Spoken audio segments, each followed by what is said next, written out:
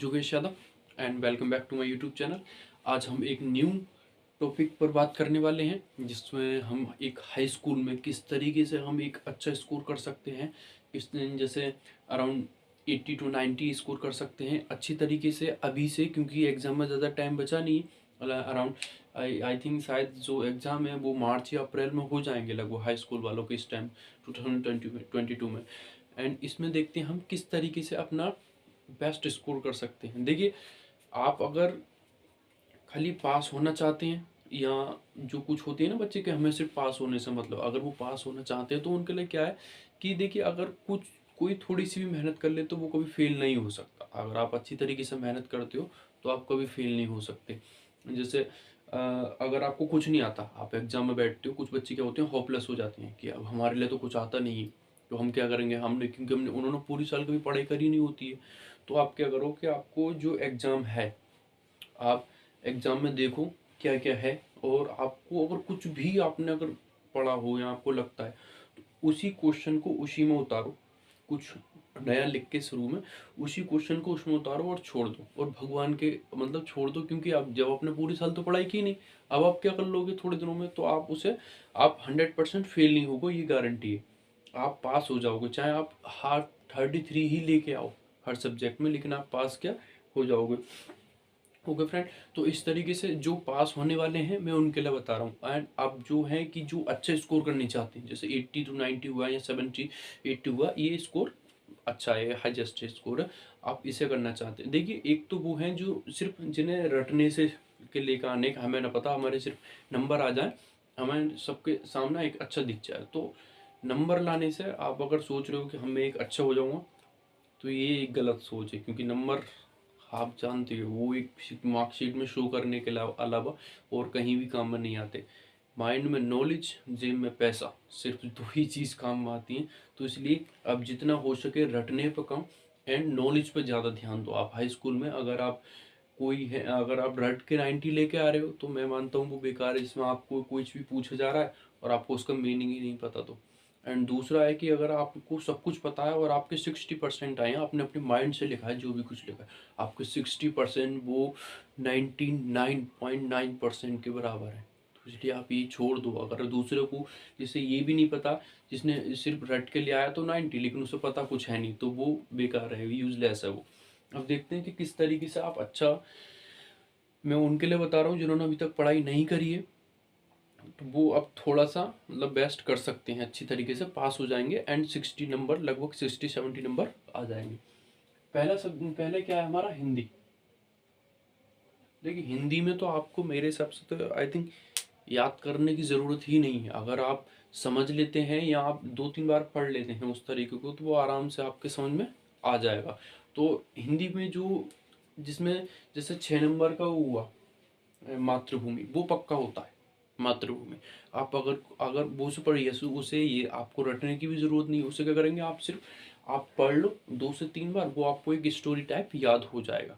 सही है? तो वो आपको 6 नंबर उसके पक्के हो जाएंगे। बस आपको क्या है, उसकी जो हेडिंग्स हैं वो अच्छी तरीके से शो करनी है वो, और उनके बारे में लिखना है, तो आपको वो 6 नंबर पक्के हो गए। फिर उसके बाद क्या होता है हमारा रस, छंद, अलंकार। ये क्या अगर आप ये लिखोगे, तो अगर आपको ये तो आपको पूरे साल पढ़ाया जाता है, आपको हर बार हर कोई टीचर बताता होगा जिसमें भी आप स्कूल में पढ़ते होंगे। अगर आपको ये आते हैं, आप ये पूरे लिख दो, आपने मातृभूमि लिख दिया, ये लिख दिया, अब आपको सब कुछ मिलाकर अगर मतलब 33 हो गए, तो इसके बाद तो आप छोड़ दो, आप मतलब पास तो होएंगे। फिर इसके बाद क्या आता है, आपको अगर अच्छा स्कोर करना है तो गद और पद में कुछ चैप्टर्स हैं, आप ज़्यादा से ज़्यादा हो सके तो कम से कम 4 जीवन परिचय याद करिए, 2 गद में 2 पद में। इससे क्या होगा कि आएंगे, जैसे हमारा गद में क्या है, एक आएगा, लेकिन ऑप्शन 4 आएंगे। हो सकता है आप 4 में से आपको 2 याद हो, तो लेकिन क्या होगा, आपको एक लिख सकते हो आप। लेकिन कभी कभी ऐसा होता है ना कि 2 में से हो सकता है आपने जो दूसरा याद कर लिया हो वही आया हो, तो इसकी वजह से आप 2 याद करिए। आपको जो बता दिया होगा आप ये याद करिए, वो आएंगे। जैसे उनका सूरदास जी का हुआ जीवन जीवन परिचय इनका, और उनका गोस्वामी को हुआ।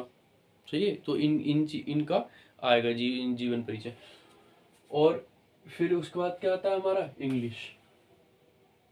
ठीक है, इंग्लिश में अगर आपकी ग्रामर अच्छी है और आप एक अच्छी तरीके से आप एक अच्छे स्टूडेंट है, तो आप ग्रामर से आपका जो स्कोर है वो हाई हो सकता है। आप उसे चाहे ना तो अच्छा हो सकता है, मतलब बेटर स्कोर हो सकता है। जस्ट लाइक अ मैथ, जैसे मैथ में बच्चा ना होता है, कुछ बच्चे क्या होते हैं कि जो मैथ में वो उससे अपना स्कोर आगे कर लेते हैं, वैसे ही है हमारा। अगर आपको ग्रामर में आपको जो फर्स्ट टाइप मतलब ग्रामर इंग्लिश, सॉरी खाली इंग्लिश को करो आप, आपको वो कम है, आपको उसमें याद नहीं है, जिन बच्चों ने समझा नहीं, आपको ग्रामर आती है तो ग्रामर से आप अच्छा स्कोर कर सकते हो।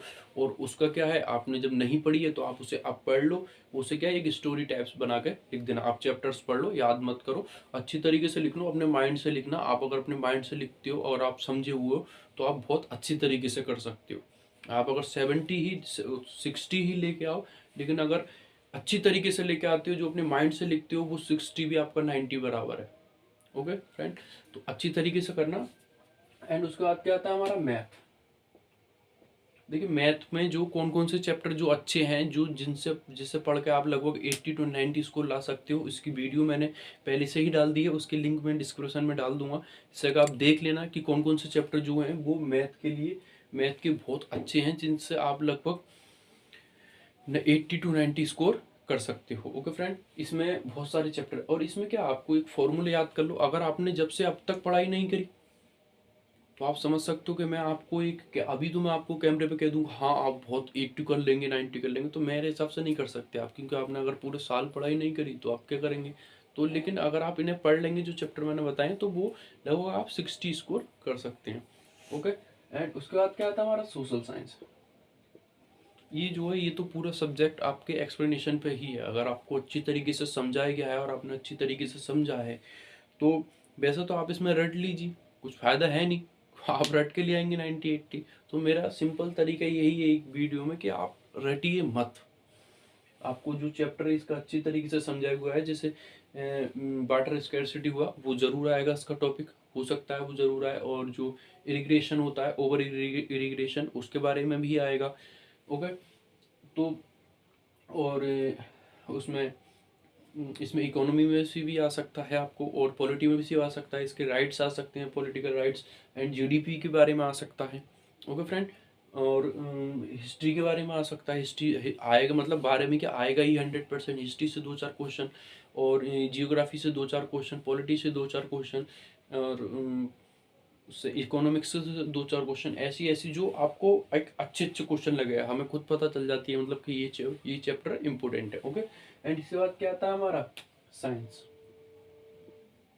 साइंस साइंस मैं तो मतलब वैसे तो हर किसी को टफ ही लगता है, और सब्जेक्ट है भी अपने आप में टफ, क्योंकि इसमें इसमें क्या क्या आ सकता है, इसमें देखो ऑक्सीडेशन आ सकता है, और इसमें बैलेंस ही आ सकती है। बैलेंस ही 100% ही आएगी। अगर आपको बैलेंस ही करना आता है तो आप टेंशन मत लीजिए, आप उसमें वो आएगा तो आप कर सकते हैं। और अगर आपको नहीं आता है तो आप बैलेंसिंग करना सीखिए, तभी आप अच्छा स्कोर कर पाएंगे। और ऑक्सीडेशन हुआ, सब्सटेंस हुआ, और क्रोजन हुआ, ये सब चैप्टर ये सब क्या है उससे आ सकते हैं।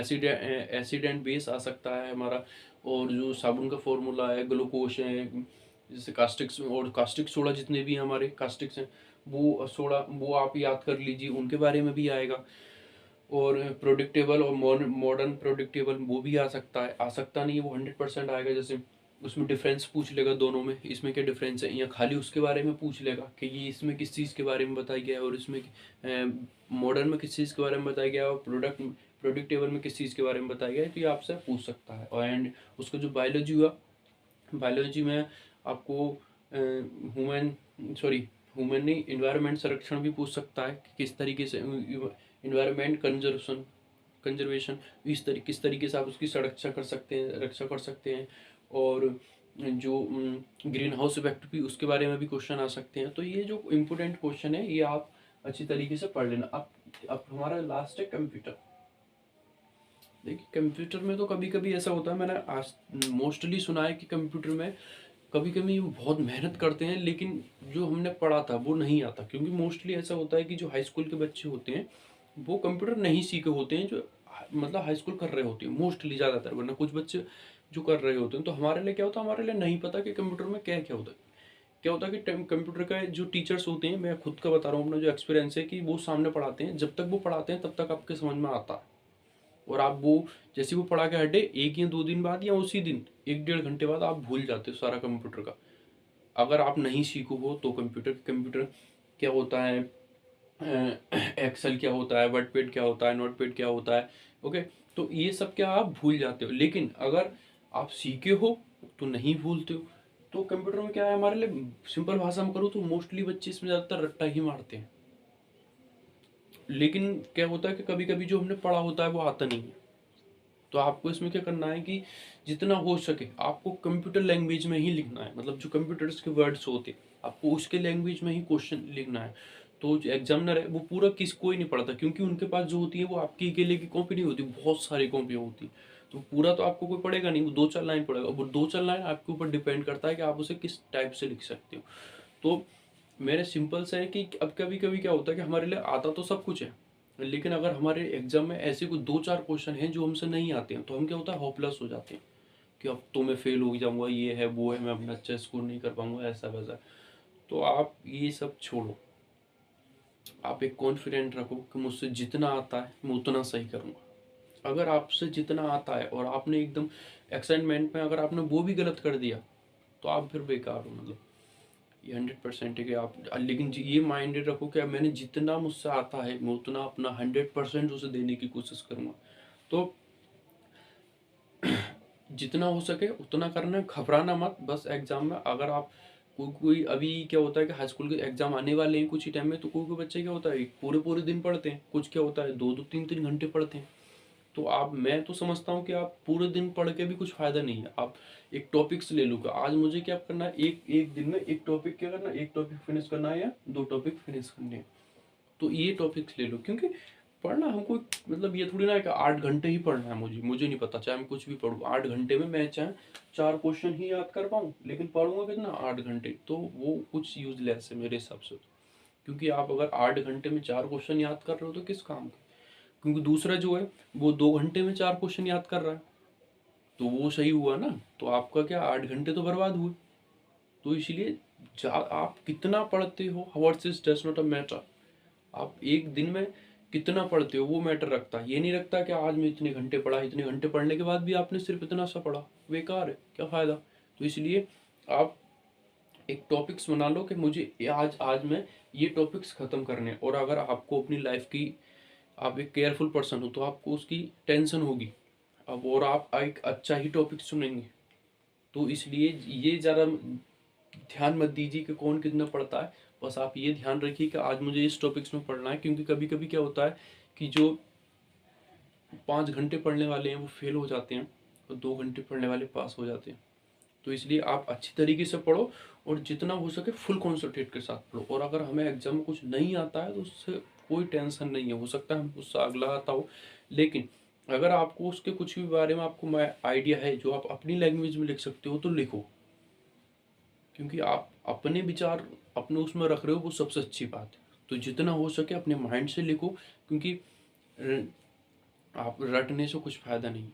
तो मेरा तो बस यही है कि आप अच्छे स्कोर्स करो और घबराना मत, क्योंकि अब मोस्टली बच्चों को यही रहता है ना, क्योंकि वो एग्ज़ाम में बैठते हैं तो फर्स्ट टाइम होता है उनका कि पता नहीं एग्ज़ाम कैसा होगा या बाकी जो टीचर्स होंगे वो कैसे होंगे। वो कुछ नहीं कहते आपसे, आप अपना करो, किसी से वो उन्हें कोई मतलब नहीं है बस। ओके फ्रेंड, तो आई होप आपको अगर वीडियो पसंद आया हो तो लाइक करें, सब्सक्राइब करें।